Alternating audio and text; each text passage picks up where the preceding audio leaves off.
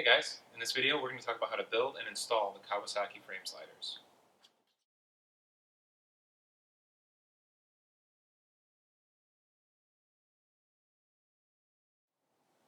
In order to do this job, you'll need to remove the fairings.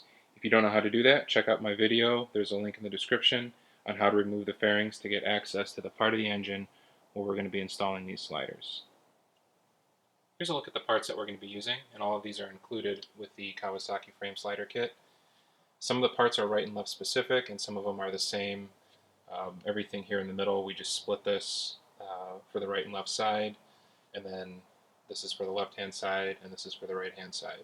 The directions that come with it are pretty clear, but hopefully this video is helpful in showing you how to put these things together and get them on the bike. Alright, first thing we're going to do is take one of the rubber grommets and install it in this hole on the bracket, and we're working on the left side of the bike.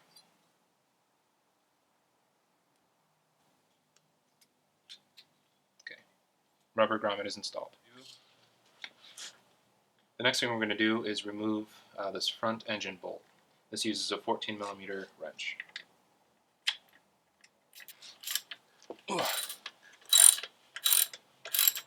As you would expect for an engine bolt, that thing was on there pretty tight. Okay, now we're going to take one of the black bolts from the kit, and this is just the longer version of the bolt that came out of the bike. This is how the bracket is oriented, with this little flat part on the bottom, and there's no washer that goes on this one. This just goes in here, and we're going to put this back into the engine.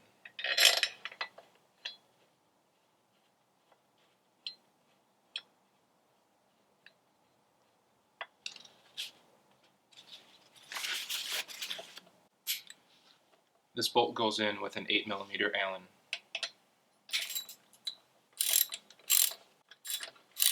Alright, we're not going to tighten this all the way, just enough that it's partially in. We need some movement over here so we can take care of this bolt. This rear bolt is also a 14mm.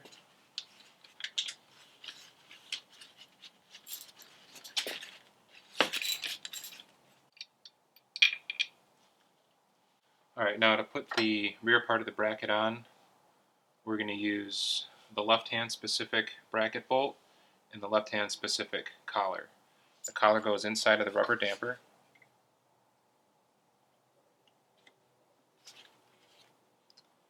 And this is one of the two washers in the kit.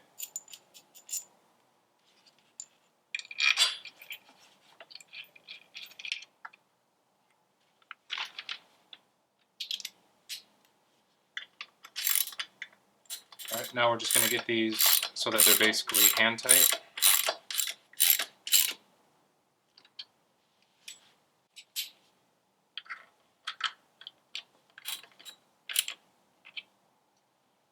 Then we're going to use a torque wrench to tighten these bolts to make sure that we get them tightened properly. This front bolt gets tightened to 60 Newton meters or 44 foot-pounds.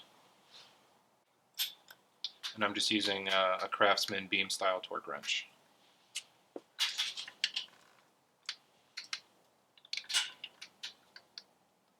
So again, this one is 60 Newton meters or 44 foot-pounds.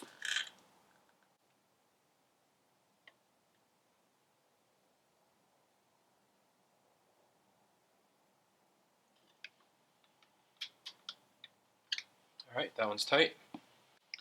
This bolt in the back gets tightened to 45 Newton meters or 33 foot-pounds.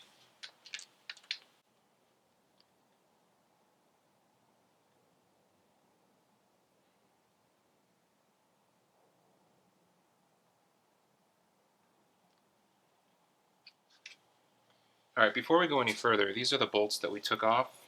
And because I'm not sure if these are right and left specific yet, I haven't looked at the ones on the other side. But just to be safe, as I take any parts off, I'm going to make sure to keep these together and mark them as left hand so that if I ever need to take this off and put the original bolts back in, I know where these parts go. Alright, now we're going to install the actual slider onto the bracket. This protrusion right here, there's a notch in the end of it, and it's going to line up with one of the ribs on the inside of the slider. So just like that. Then we're going to take one of the bolts and a washer and put it in here. This looks like a 6mm.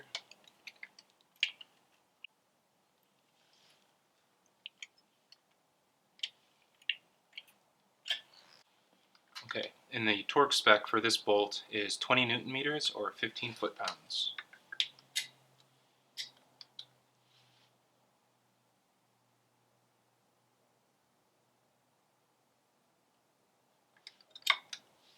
Next, we're going to take 2 of these rubber well nuts and press them in. Then we're going to take the aluminum cover and install these 2 small Allen bolts. These actually use a 3mm Allen wrench.